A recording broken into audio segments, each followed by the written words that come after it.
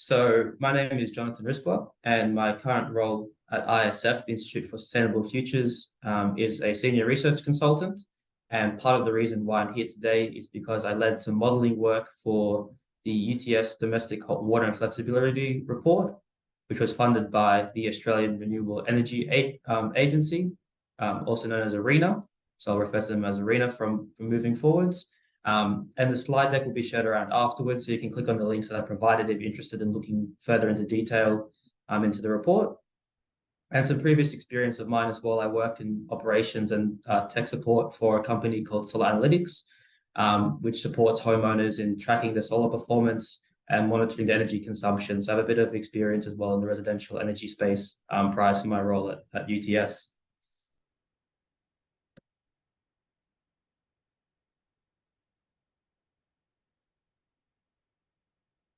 I'll go a bit into the agenda of today. So I'll start off with a bit of the background of the ARENA report that we did, just to provide some context as to why the Renewable Energy Agency is interested in hot water, and also just provide some context as well for the audience on hot water and flexibility. Then I'll go into the specific hot water technology options that are out there on the market. I'll go then into the flexible demand options.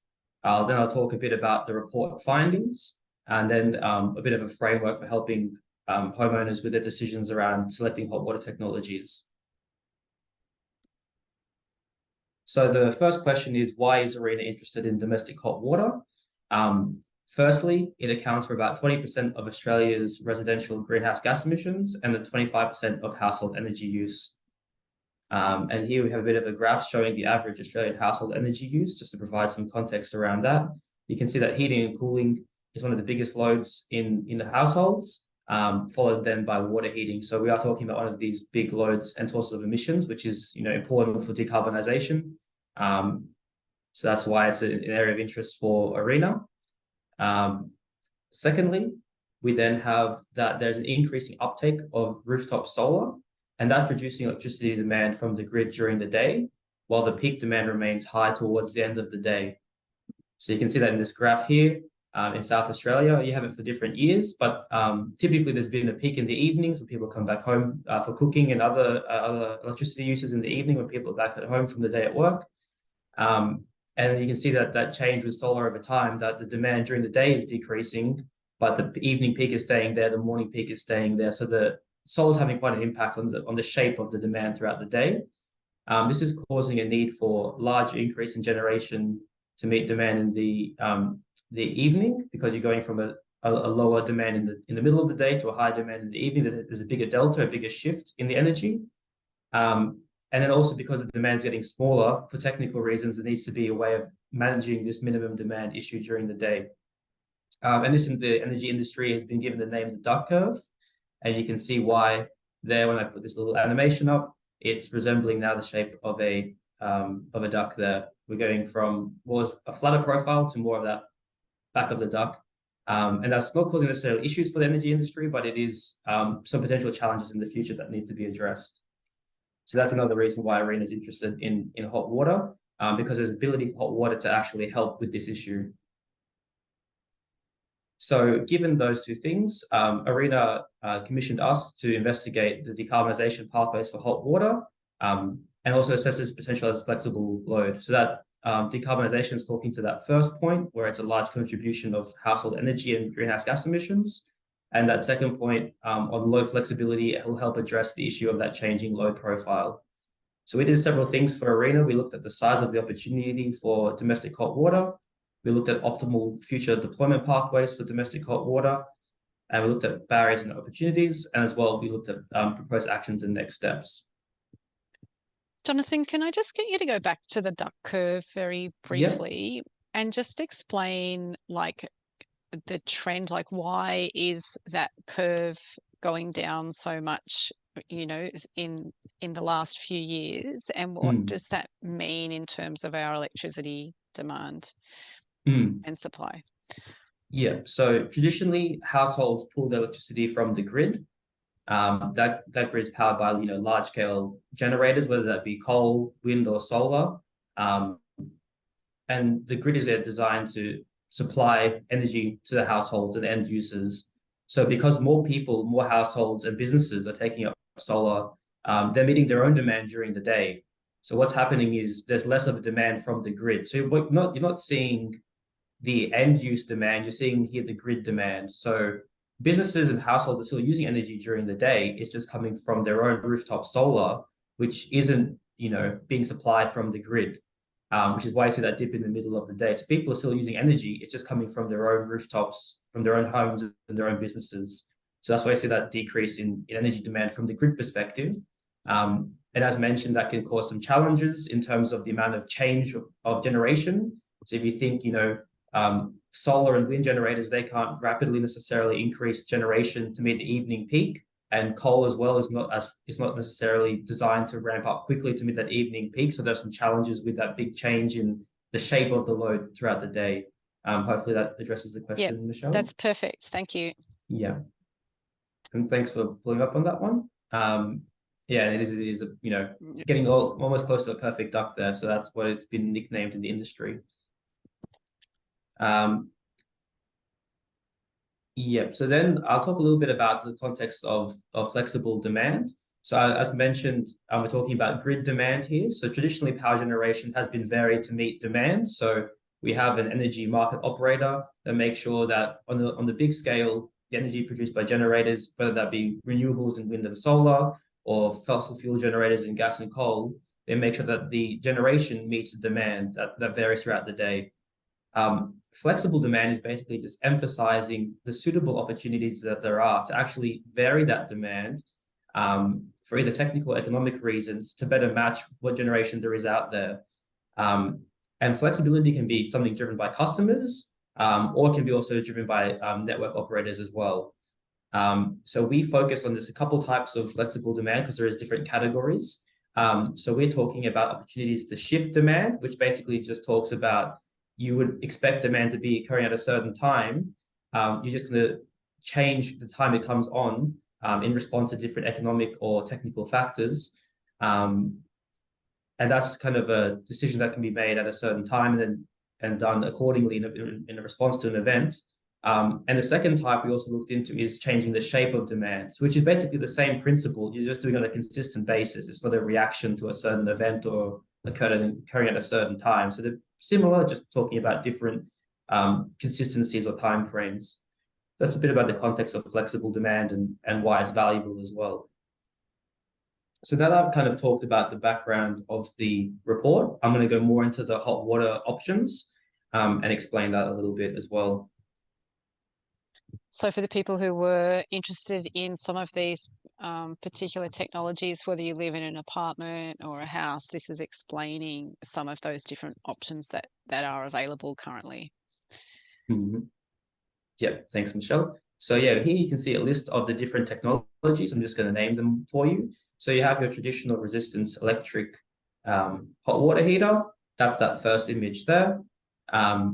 You have heat pumps, which is the second image.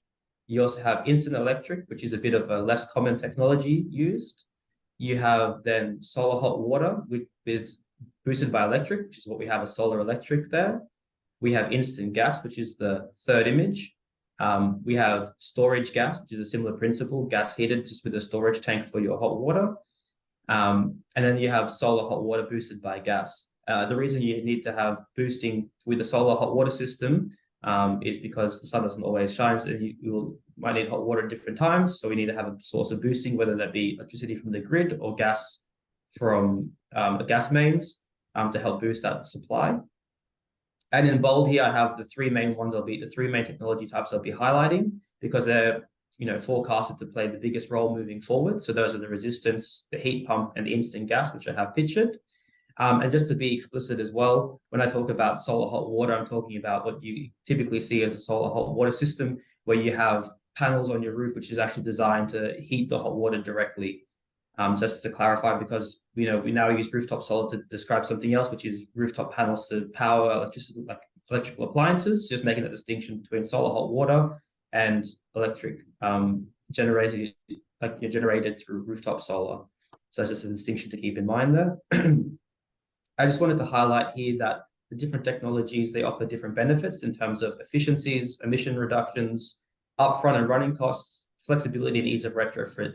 So everyone's going to have their own set of circumstances, whether you live in a unit or a home, your usage profiles, rooftop space, your costs and what you're looking to do in terms of economics. So there is a variety of factors to consider. It's not going to be a one-size-fits-all approach, and we'll kind of go into that later on as well. And as I mentioned, I'll be focusing on the 3 involved as well.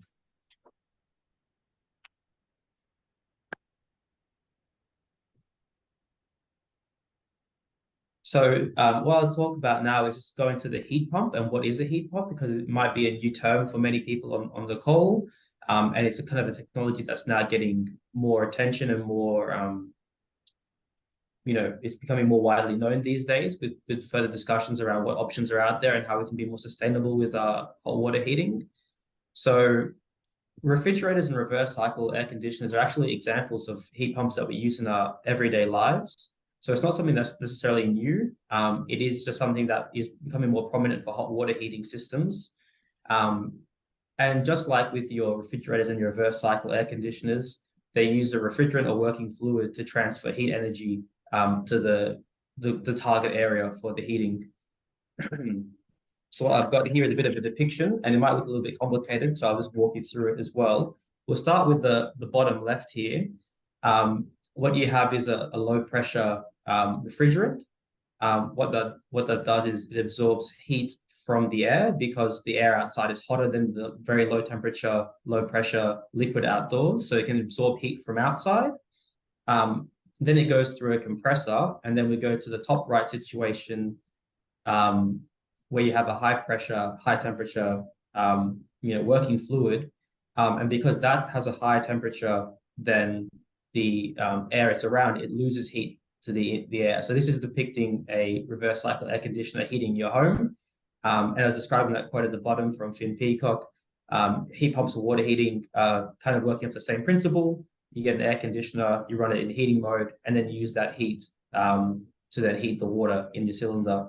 That's what a heat pump is doing. It's the same kind of technologies and principles that works in fridges and reverse cycle air conditioners. So it's not necessarily something that's too new, but it is becoming more prevalent for hot water heater options. And it's becoming more prevalent because of its efficiency and sustainability, which is what which is very important in today's day and age, when we're all thinking about how we can do our bit for the environment.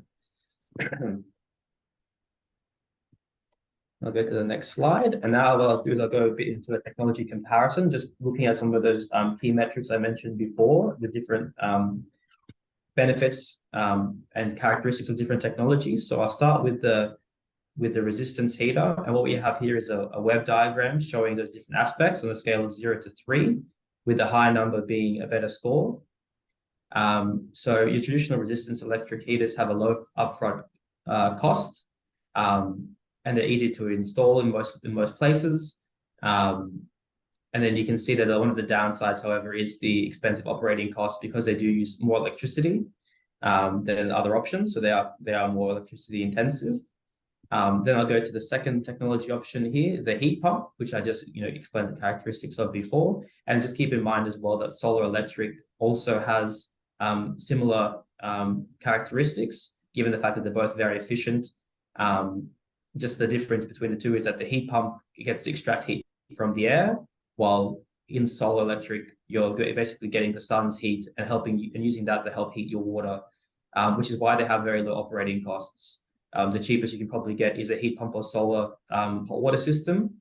But then the flip side of that is the upfront costs. So with a heat pump or solar electric hot water system, you are looking at higher upfront costs. But there is a big asterisk on that, and we'll talk about that a bit at the end, and some links in the end, because there are a lot of government subsidies out there, which actually brings down the upfront cost of heat pumps and solar hot water systems down to the point that they sometimes are comparable with other heating options out there. So it really is a matter of looking at those subsidies and seeing if it makes sense for you to use those to help bring down the cost, and maybe it makes more sense to go with one of those options, depending on your characteristics of your home and other things.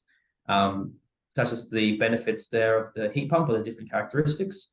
And lastly, we talk about gas there as well. In particular, instant gas. It also has a low upfront cost, but then you don't have the benefit of the efficiency. You have more expensive operating costs, because you have to pay your gas bills. And then from a grid perspective, there's less flexibility as well. And going forward into the future, you're also looking at high emissions associated with gas. And I'll talk to that point later as well in the slides. So that just gives a kind of a broad overview of the three main categories. And as I mentioned, heat pump and solar electric can be thought to have similar characteristics as well in terms of those in that web diagram there. So I mentioned emissions. I'll go into that because from a sustainability point, that's what we have to worry about in the end of the day. So historically, gas was seen as a relatively sustainable option compared to electric resistance systems. That's because our electric resistance systems use a lot of energy, and that energy from the grid used to come mainly from coal and fossil fuel sources. As you can see here, over time, the life cycle emissions of electric resistance are coming down or have come down due to increased renewables on the grid. And what you're seeing now is that effectively we're getting very close to parity of emissions or sustainability metrics with electric resistance systems and gas systems. I just wanted to point out as well that that does not directly account for solar self-consumption. So if you have your own solar PV on your rooftop and that's powering your resistance system, that's also going to have lower emissions than one being fed from the grid. And you can see down there at the bottom that the heat pump has always been a more sustainable option. That's due to the efficiency that it has as in heating water. So from an emissions perspective, you can see that both electric heat pumps and electric resistance systems are going to play an important role in reducing emissions in the future from hot water heating. I just want to point out as well that this is a calculation done on lifetime emissions. And these pieces of equipment stay in your house for a long time. 10 to 13 years is not isn't like an average time for like a lifetime for one of these pieces of equipment. So what you do today, what you do next year, will have an ongoing effect. So that's why we did the calculation based on lifetime emissions rather than just looking at emissions for each year. We're looking at what the impacts are over the lifetime of the system. So if you're putting an electric resistance system today, it will still have lower lifetime emissions effectively than electric resistance. And the heat pump is one of the lowest options as well. And the reason you see that over time, the electric sources actually decreasing in their emissions intensity is because we're expecting more renewables to come onto the grid. So that's in line with the Australian Energy Market Operator's projections on renewables. Just because of the cost, solar and wind are cheaper source of electricity than building new coal or new gas. So over time, we're going to see more renewables in the grid, and that's going to reduce lifetime emissions of the electric technologies. While with gas, we've just left it as a straightforward gas calculation based on the emission intensity of gas and the lifetime and the usage of hot water, which is why I don't see it coming down over time. And that's because we just didn't factor in, potentials for biomethane or hydrogen to come into the gas mains. That's quite speculative at this point in time. It isn't something that is going to be coming in the next few years. So we made an assumption and Arena were happy with that for our calculations. For the kind of that near term or that midterm forecasting out to 2040, which was part of the study that we did for Arena. So that kind of covers the emissions front of the different technologies. Yeah. Jonathan, can you just say like what sort of lifetime most people's hot water systems stay in their homes for? You must have used a particular number for your calculations, did you? Or how does that function? Yeah, so for these calculations, I believe we just used the average lifetime of 13 years, which is, I think, the average for around an electric hot water system. As I mentioned there, they do last quite a long time. You kind of put them in your, install them and you forget about them. You just turn on the hot water in your home and you forget that it's there, but they do last a long time. That's great. Thank you. Yeah, no problem. So that covers the emissions front. And I'm just going to swap open my notes here. So now that we know the different technology benefits and emissions, I'd like to highlight a bit of the breakdown of the situation in New South Wales and the current stock that we have out there, just to provide some context as well to what is out there in New South Wales. So you can see that 50% roughly of stock out there today in New South Wales apartments, mainly in New South Wales homes, because electric resistance isn't typically used in apartments, but nonetheless, 50% of the hot water heaters out there in New South Wales are electric resistance. Then you have a decent chunk of gas instant, smaller amounts of electric and gas boosted solar, And then heat pumps, even though they're forecasted to play a large role in the future due to their efficiencies and cost benefits, at the moment they're only around 4% of installs, so quite low. But that is expected to change and has been changing as well. So that provides a bit of the context of what's out there currently in New South Wales. On the right, what I wanted to do is just talk about what that means in terms of controllable load, because we did mention as well as kind of two sides to this. There's the technology side, the hot water technology side, but there's also the flexibility and load control side. And actually, quite surprisingly, from an Ausgrid analysis of hot water out there, if you, apart from the kind of combined gas and gas incident in 2016, the majority of electric hot water systems had control. So you can see that there's a 33% versus 27%. So that's just something that was surprising to me when I was doing my analysis as well. But it's important to point out that not all control technologies are the same, and I'll go into a little bit more detail later on in the slide deck as well. This control is an older form of control called like off-peak control load, control tariff. And what that's done historically is turned on these resistance hot water heaters across the period of the night, and that was done to help provide a base load to coal power in New South Wales and Queensland. And Ausgrid can't readily utilize those existing systems to help turn on your resistance hot water heater during the day when we need it to turn on for solar in some areas. Just so I'd point out that even though there has been a historically good uptake of control technologies for electric resistance heaters so that we can time it for when we need it to be on, the times we need the heating to occur are now changing because of the grid and is changing, and the uptake of rooftop solar is changing. So we need to now to look at the different control technologies perhaps to help with that challenge that we mentioned before. I think there's some people in the waiting rooms. I'm just going to try and let them in as well. Thank you. Sorry, I missed that. Oh, good.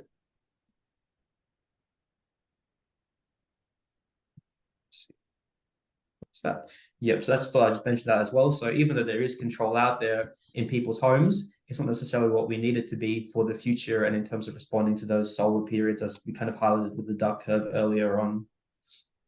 So that's something to keep in mind as well when I refer to off-peak control. It's not necessarily doing the job that we needed to do going forward with the renewables. Let's see if I can go to the next slide there. So I provided a bit of the context just with that last slide with New South Wales. Now I thought I'd go actually a bit specific to the eastern suburbs and look at what's happening in our councils. So what I have here is 3 stats from Ausgrid for Randwick, Waverley and Woollahra. And at the bottom, we have the Sydney average. So the first column there is average consumption of electricity in kilowatt hours. We'll talk to that point first. You can see that Randwick and Waverley are both a little bit below the Sydney average, while Woollahra has a little bit of room for improvement, if I say so, in terms of catching up with the Sydney average. Because obviously the more energy that you use, the more cost is associated with that, and also potentially the more emissions are associated with that if that's coming from the grid as well. So energy efficiency and other things are always something to keep in mind when doing thinking about your energy use at your home, and the energy efficiency of your appliances. That's something to keep in mind as well in terms of saving money and reducing emissions. Now to that second column, I mentioned the off-peak control before. That's kind of geared towards putting the hot water at nighttime. The Sydney average is 18.7. And then you can see that all the eastern suburbs councils have a lower than average uptake of off-peak control systems. And that's across all users. So the previous statistic was breaking down across just electric hot water, but this figure is talking about percentage of all customers, which is why it's lower. But you can see it's a little bit lower than average. And then same with solar as well. The uptake of solar in the eastern suburbs is actually lower than the Sydney average. Now, this could be driven for a variety of reasons. I haven't dug too deeply into it, but one of the reasons or one of the explaining factors is likely to be the prevalence of apartment buildings and strata complexes across the eastern suburbs, perhaps more high density living arrangements in some of these areas, where it's more difficult to have solar or to put in electric hot water systems due to the nature of those systems. They aren't readily applied to large strata complexes, which is perhaps why you see low uptake of solar and low uptake of the control electric hot water systems as well. So there were some questions at the beginning of the presentation about what options are there in apartment buildings. Because you're limited with the ability to put solar on, in terms of hot water heating, your options are effectively gas or heat pumps, because instant electric is quite a niche market. It's not very commonly used in Australia. It's quite high electricity draw. So your options have traditionally been gas for apartment buildings, instant gas, because it's quite compact. But now the more sustainable option would be heat pumps.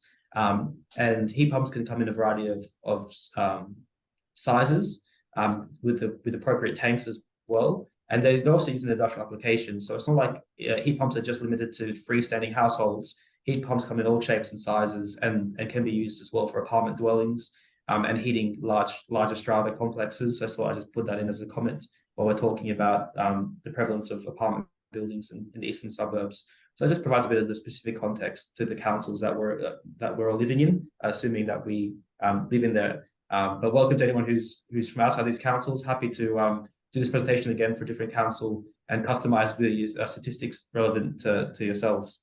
So now that we've covered a bit of the council statistics and we looked at the context of New South Wales and the different technology options, I'll talk a bit more about flexible demand, because that's the other piece of the puzzle here.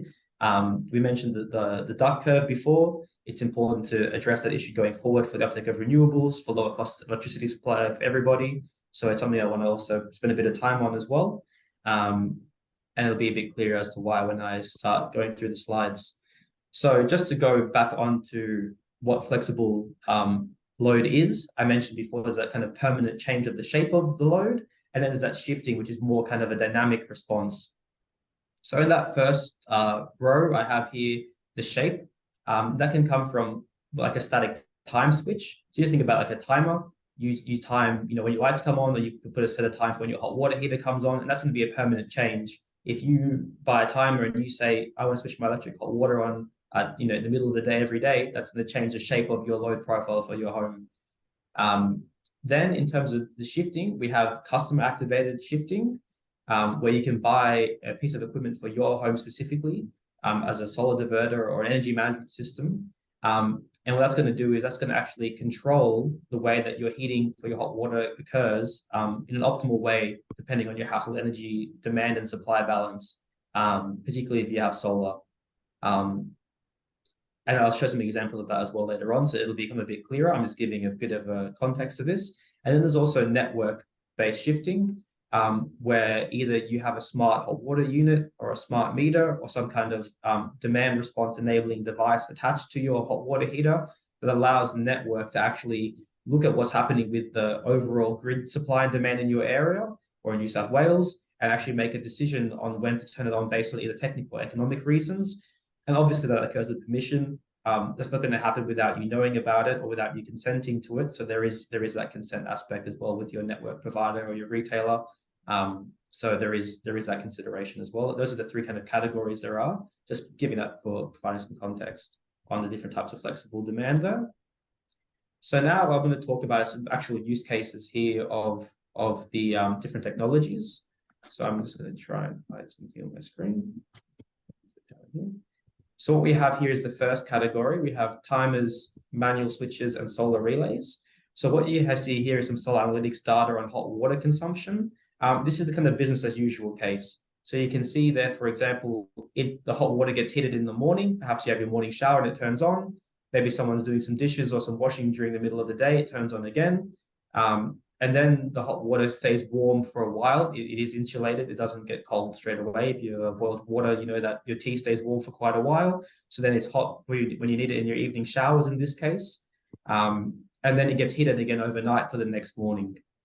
So that's kind of an example case. Everyone's going to be a bit different, but that's just showing you what an untimed electric hot water system is doing. And you can see that the electricity draw is quite high there. It's going above 3 kilowatts for this system. So it's quite a big draw on the grid and quite a lot of energy as well to be purchasing. It's going to have a bit of a cost associated with that. So let's look then at what timers and switches and solar relays can do for yourself.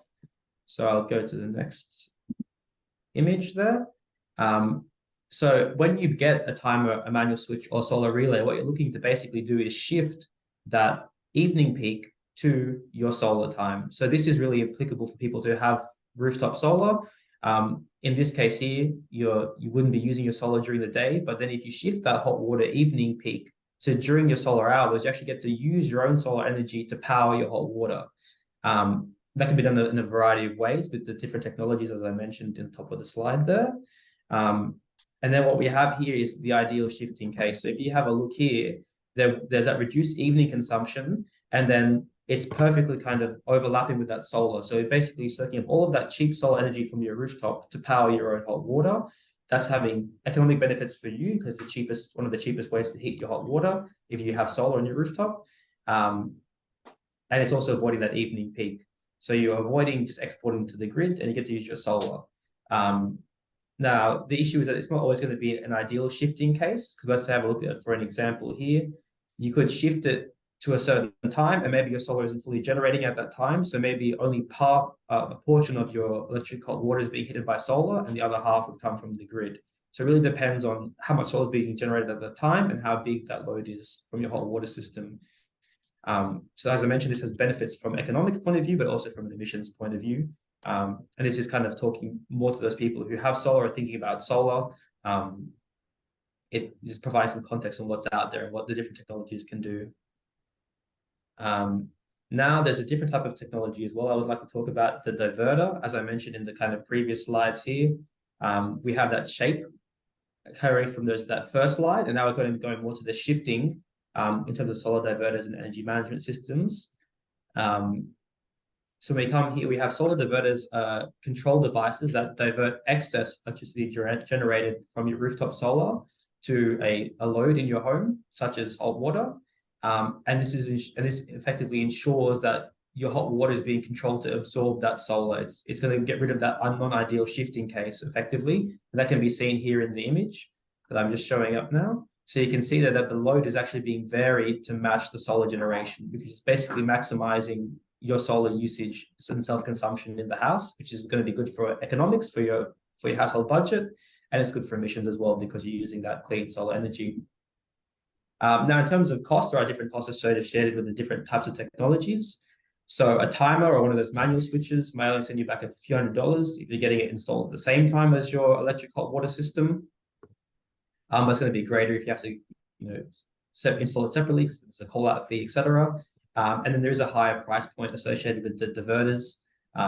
As you can see there, the $850 to $1,500 range. And there's a variety of products in the market there, and I have some links as well that you can click through on the slide deck once it's shared around to look into that in a bit more detail. And just to clarify as well, I am just talking about resistance hot water systems here and how they can interact with solar. And as mentioned before in the slide deck, 50% of New South Wales have electric hot water systems, so it is one of the most common ones. So there is a bit of rationale in focusing on electric hot water systems just for the time being, just because it is so prevalent. And even though in the eastern suburbs, solar uptake is a bit behind Sydney average, I would expect that to be changing in the future as the economics of solar is quite good. It makes a lot of sense to get rooftop solar these days, and that'll only continue in the future with inflationary pressures and other things of electricity bills going up. The case for rooftop solar is just getting better, in my opinion. So I think it makes sense focusing a little bit on resistance and how that compares with solar and just giving a bit of context to that. But I do want to highlight as well that there are other options out there. The heat pump is very efficient and cost effective, and so is the solar hot water system. I'll go into that in a bit more detail later on as well, and happy to answer questions on that later on as well. Just for the time being, focusing on solar and resistance. Jonathan, can I just keep you on that previous slide for a second and just ask one question? The diverters, can they only divert to one option? Like, can they do you have to decide that you want to divert your solar through to your hot water heater rather than other appliances, or can they put it to different uses? Do you know enough about how they work to explain that for us? Yep, happy to talk about that. So yeah, if I go back to this kind of category, or these kind of categories here of flexible demand, these don't just apply to hot water systems. They can apply to any load effectively. You could get a timer for your light switches or a timer for a pool pump, and those loads could be controlled with different control technologies, and those could also be used with a solar diverter.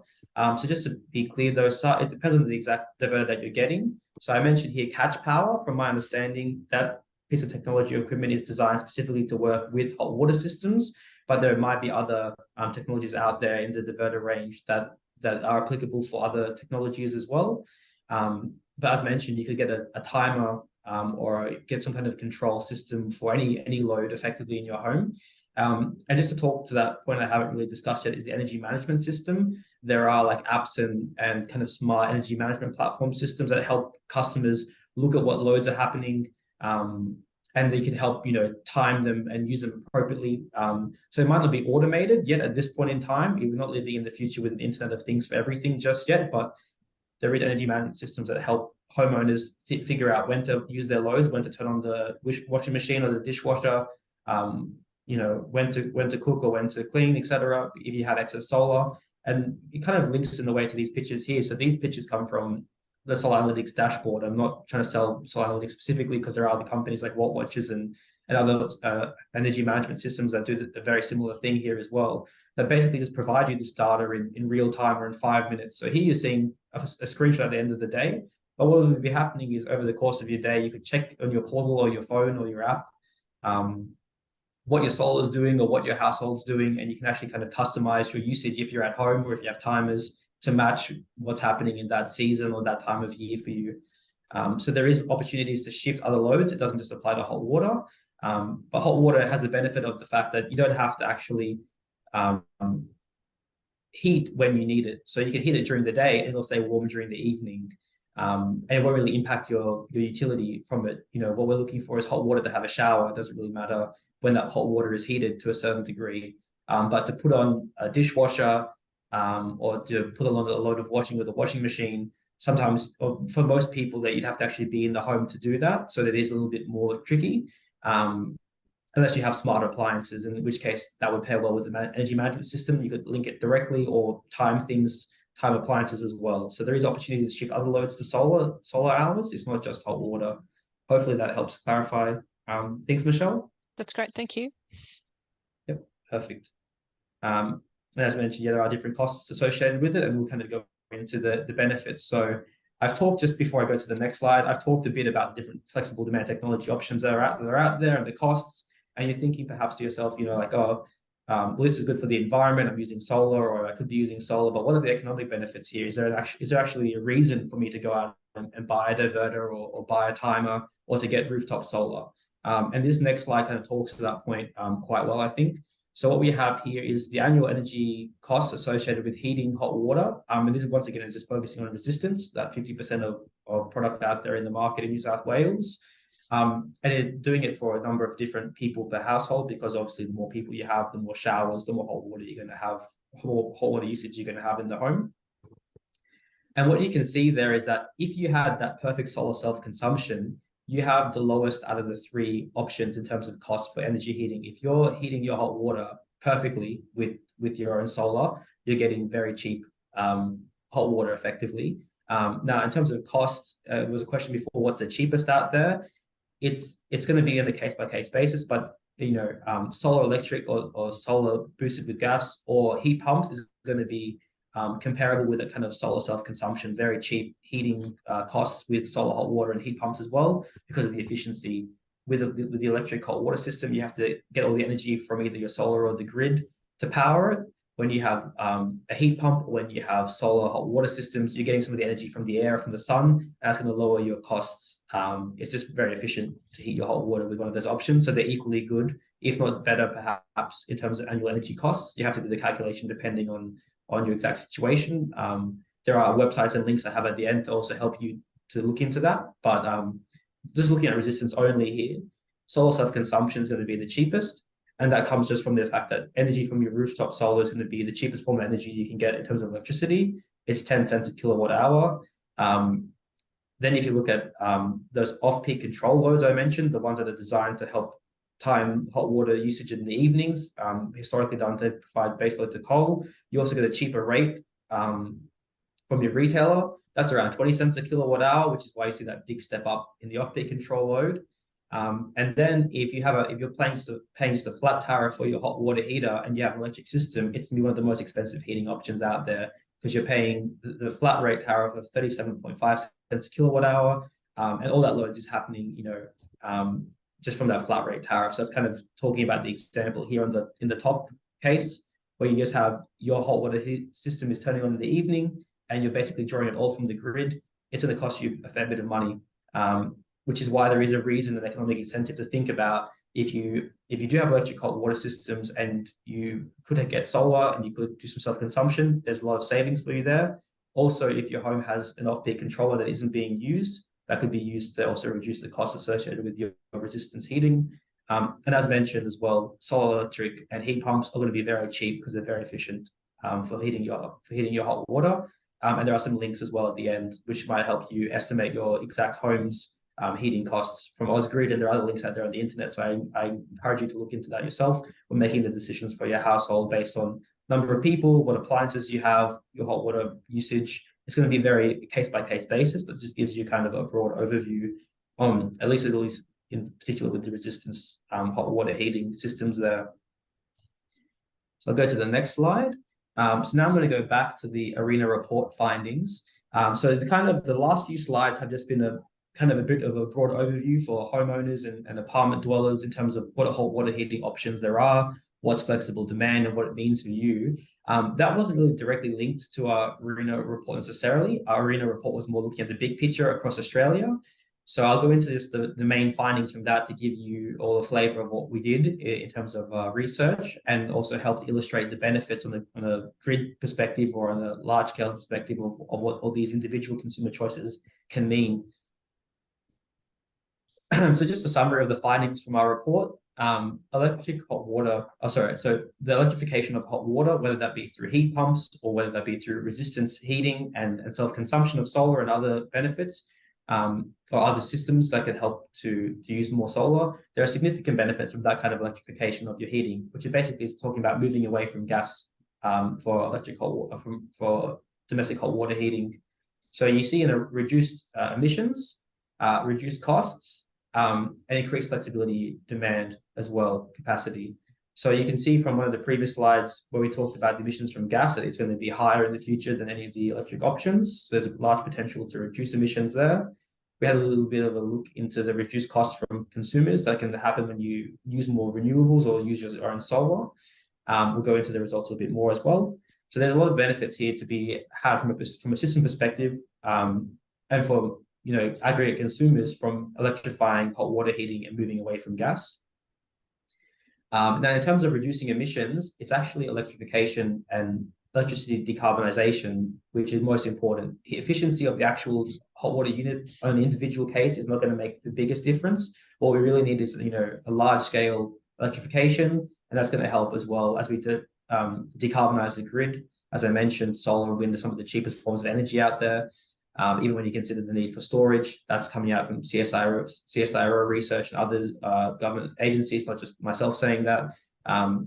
We're going to have reduced emissions in the grid, and electrifying hot water heating, through heat pumps and resistance and solar electric and solar systems as well is going to be the way to go to reduce emissions. It's not too important on exactly how efficient each system is. It's from a big perspective, they're all going to play their role. And that's that last point I have there, that both heat pumps and electric storage have a positive role to play in the decarbonisation of hot water heating. And you're going to have to make, and I would suggest that you make the technology choice with consideration of your own specific circumstances. And I have some slides later on to help you think about that as well. So that's kind of a summary of the findings. I'll go into the exact reasons behind those findings. So what we did is we mapped out 4 potential scenarios for ARENA, the Australian Renewable Energy Agency, looking at the different ways that Australia's hot water stock could evolve over time. So we did this for a state-by-state basis for all the states in the national electricity market. And we kind of mapped out 4 large scenarios, or 4 categories of scenarios. So we have business as usual, where we keep having, that high penetration of electric resistance in states like New South Wales. But then you also have increasing uptake of gas storage and gas instant, in line with trends that you've seen from like 2010 to 2020. So that's going to keep gas in the system, and that's going to keep growing until 2040 in the business as usual case, where we just see trends continue as they have been for the last 5-10 years. As we can see, everything's quite linear. Then we mapped out 2 kind of medium decarbonisation and electrification scenarios. One being more flexible, where you have more of an uptake of electric resistance, which is why you can see that kind of trend with the resistance at the bottom there picking up over time, and gas phasing out over time. And then highly efficient is a similar scenario with the gas phase out, just that heat pumps are taking that bigger section of future heating loads. So that's why I see a bigger growth there in that triangle in the middle for electric heat pumps.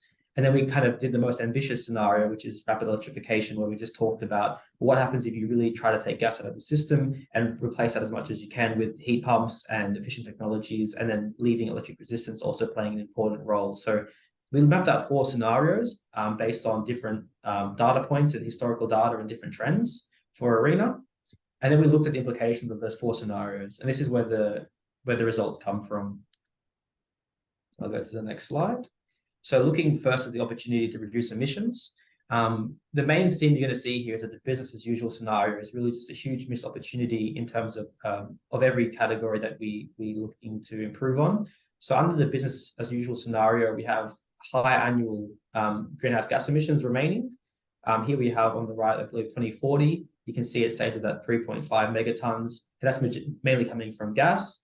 Then in those 2 kind of medium decarbonisation scenarios where you have a reduction of gas and you have increased uptake of either resistance technologies or heat pumps, you see the emissions are much lower in those scenarios there. And then in the rapid decarbonisation scenario where you have a complete phase out of gas and a large uptake of heat pumps and other electric technologies, you have a 5 times lower amount of emissions there. With gas no longer playing a role. So you can really see how important it is there just to electrify hot water heating systems in terms of emissions. If you go with either the high flex, the high efficiency, or the most ambitious rapid decarbonisation, you see a large opportunity to reduce emissions from hot water heating across Australian systems, across households and businesses. We mainly look here just at domestic residential uses, where, apartments and homes, but the case still applies to businesses as well. There's a large opportunity to reduce emissions in that regard. So that's talking about the opportunity to reduce emissions with those different scenarios there. I'll move on to the next criteria that we looked at for ARENA, and that's talking about the cost to consumers and the opportunity for households to save. So by 2030, you have your average gas hot water users are going to be significantly worse off than electric hot water users, whether that be electric heat pumps or resistance.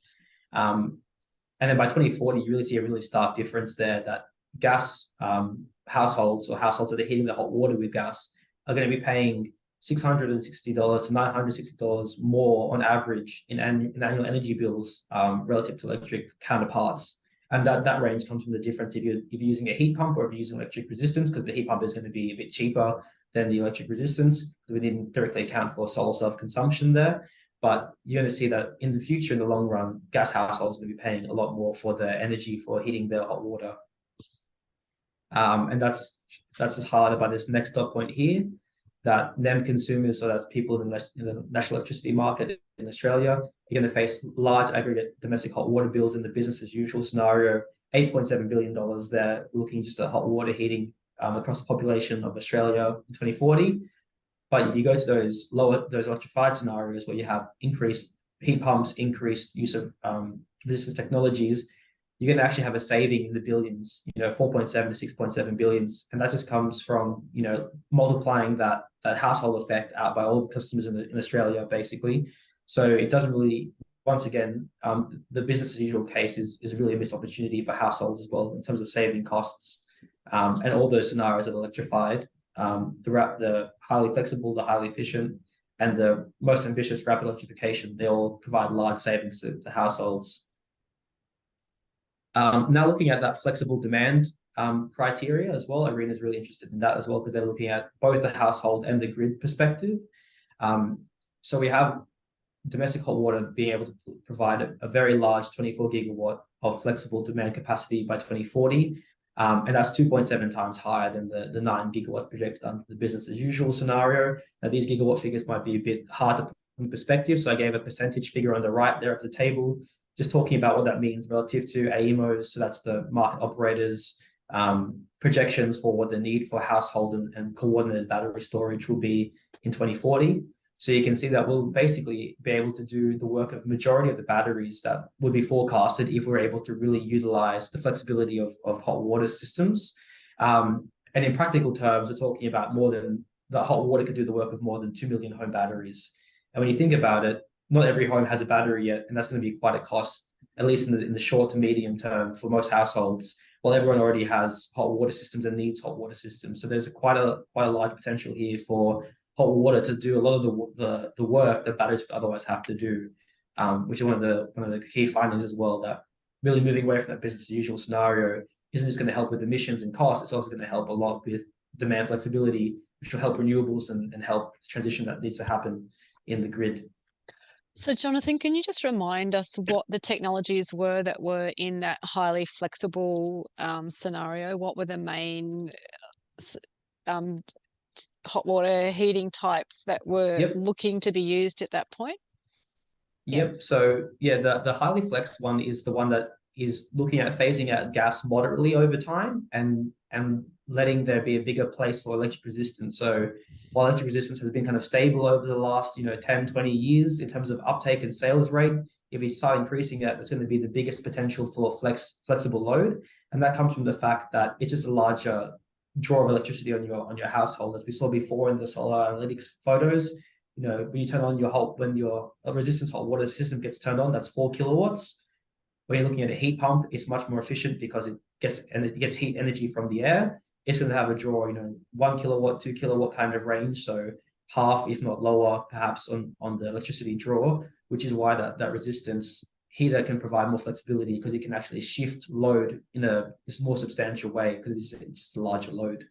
But all scenarios account for a variety of the systems. So we modeled all 6 technologies there at the bottom: resistance, heat pumps, solar, which is either boosted by gas or boosted by electricity, and then the 2 types of gas storage. So we did a full modeling of all technologies across every state, and every state's different because they have different uptake rates. So, for example, Victoria has high uptake rates of gas, while New South Wales and Queensland have more like electric storage systems.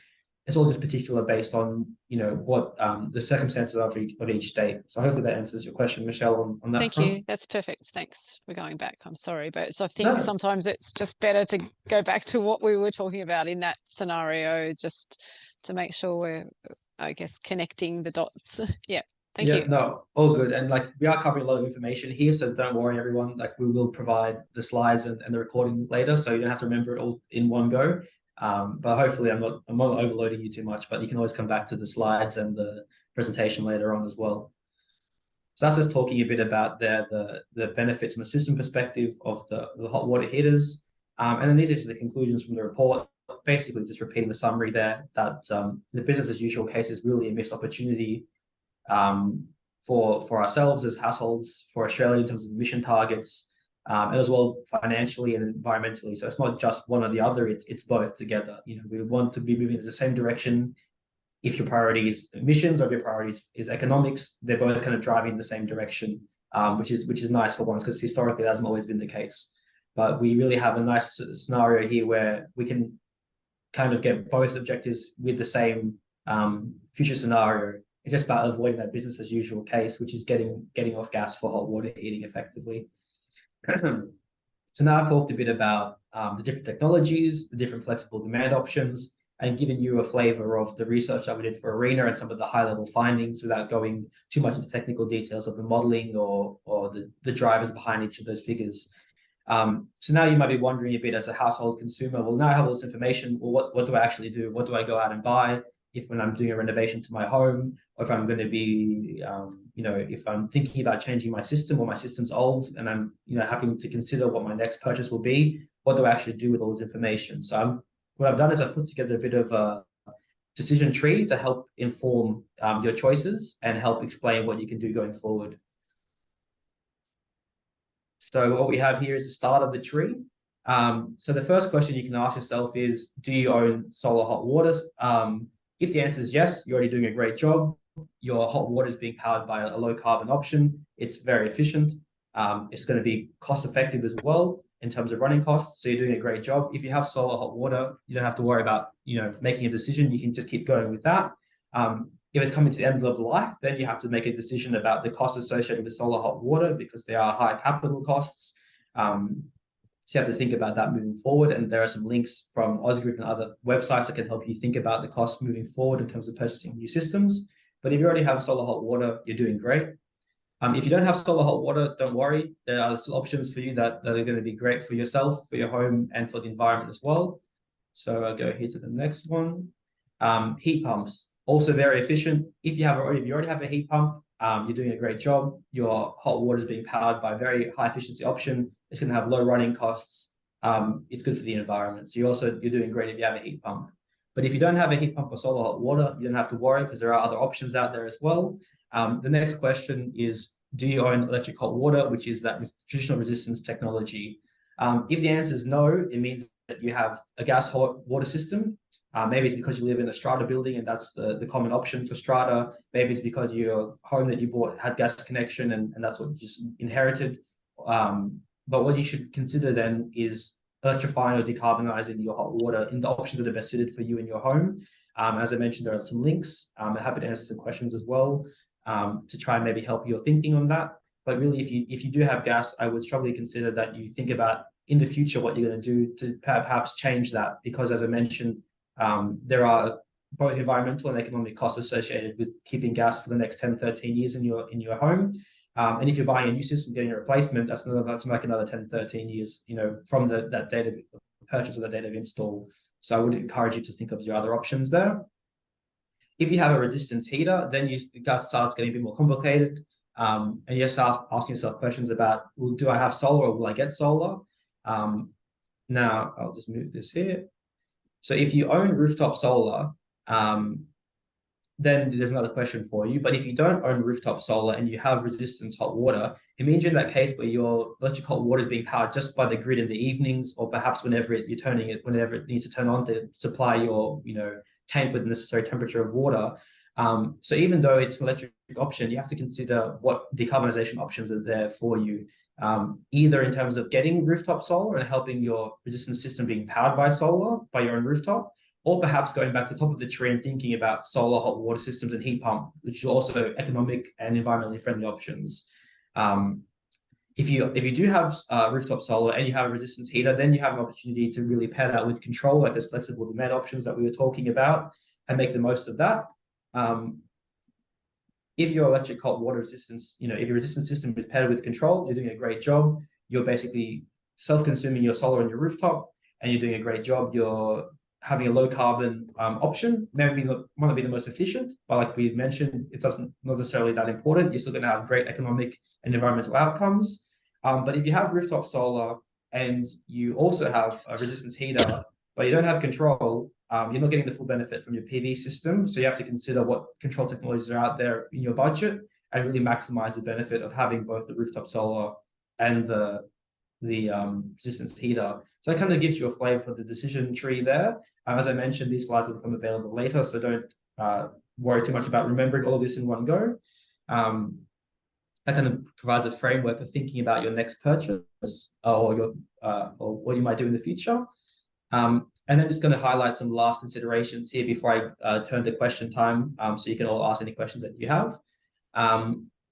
So just some considerations there. If you're changing from gas hot water systems to electric hot water needs to be on its own circuit breaker. If you're getting a resistance heater, you might need to upgrade, the circuit breaker that's powering that. Your electrician or your plumber will talk to you about that at the point of consideration, but it's something to keep in mind that if you're going from a gas to a resistance electric, that might be a consideration from the electrical side of things. Not so important with solar or heat pump, because as I mentioned, they're more efficient, they draw less energy, they're not going to need that necessarily high-powered circuit. So it really depends on each case-by-case basis. If you're thinking of getting a heat pump, there's some things to consider. Firstly, noise. Like it's not very loud, but it is similar to a reverse cycle air conditioner.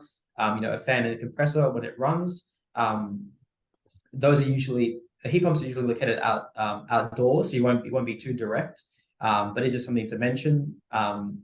And even though they are usually installed completely outdoors, as you saw in that photo before, there's just kind of the one tube, which is both the fan at the top and the tank at the bottom. You can get a split system where the compressor is located outdoors and the fan's located outdoors, and you get the tank indoors. So it just depends on your space needs and what your outdoor space is like and how much of that outdoor space you want to take up with the heat pump. there are options around that as well, but just considerations that you might want to think about in terms of noise and space and the placement of your heat pump. I mentioned as well in terms of cost, there's an asterisk around heat pumps. Although they're expensive just off the shelf, there are large rebates out there. There's a federal program of small scale, basically renewable certificates that happens automatically, usually through your installer of your heat pump.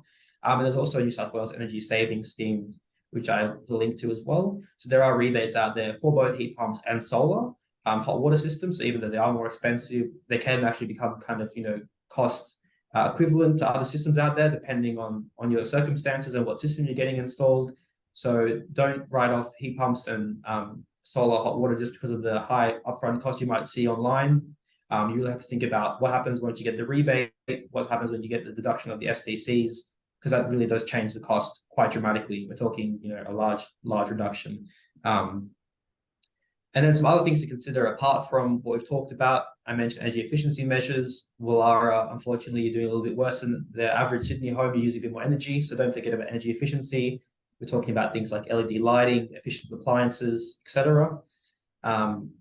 Then electrification and decarbonisation in general. The hot water is one aspect of your home energy use, but there are other aspects. So rooftop solar can help with electrifying other things, or cheaply powering and cleanly powering other parts of your home. Whether that be dishwashing or cooking, if you have electric cooktops, which are other things to think about.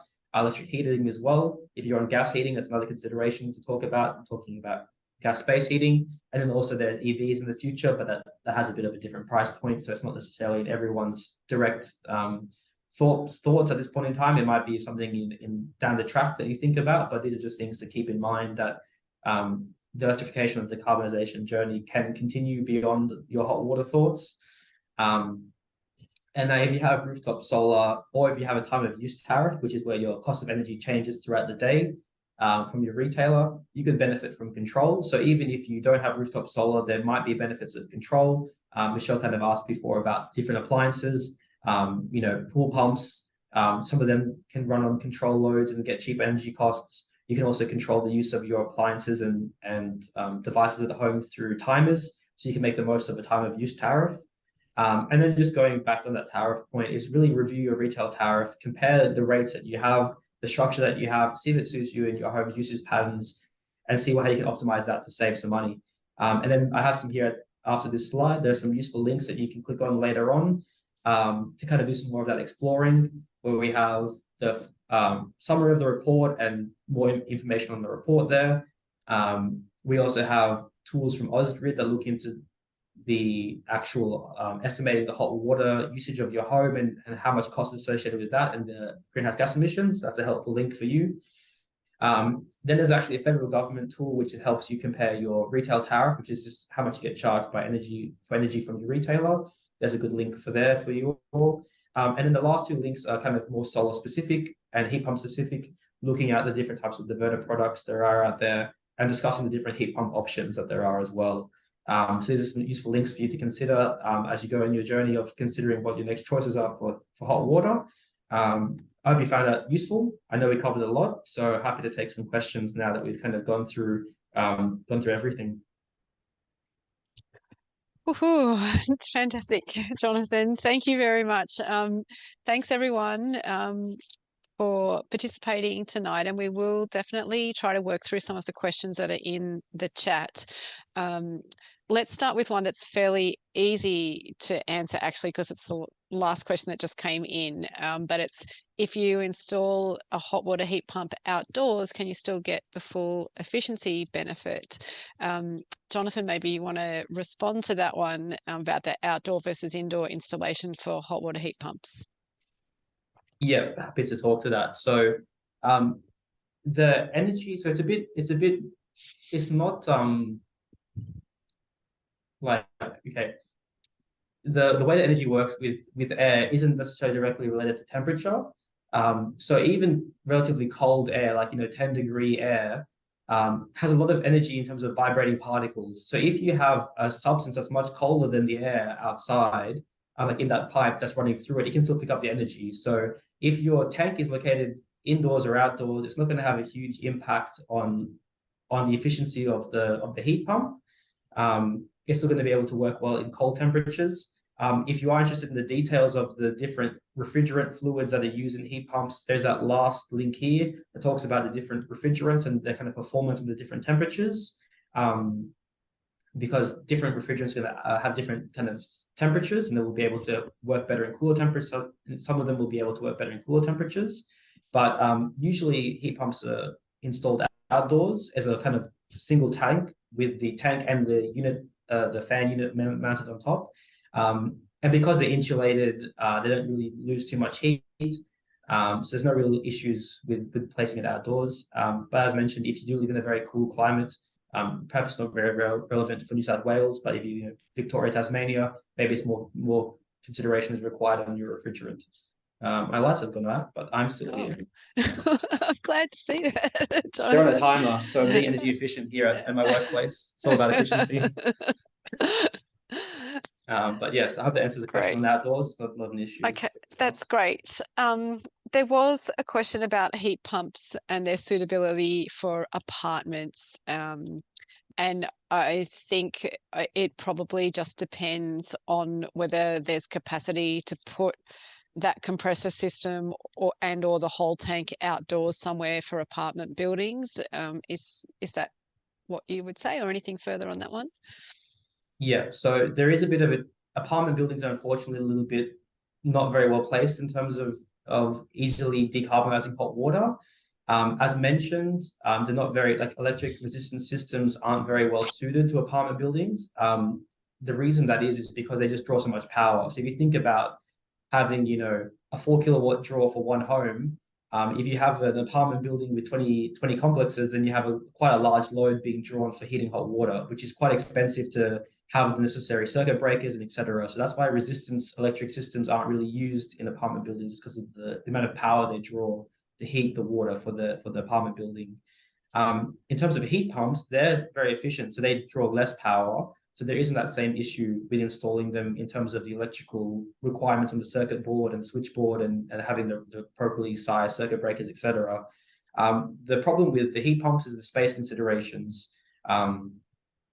Because you have not just the instant gas is quite a small unit. You can mount it on an outdoor wall. You can have several of them next to each other in many apartment buildings, and it's quite space efficient.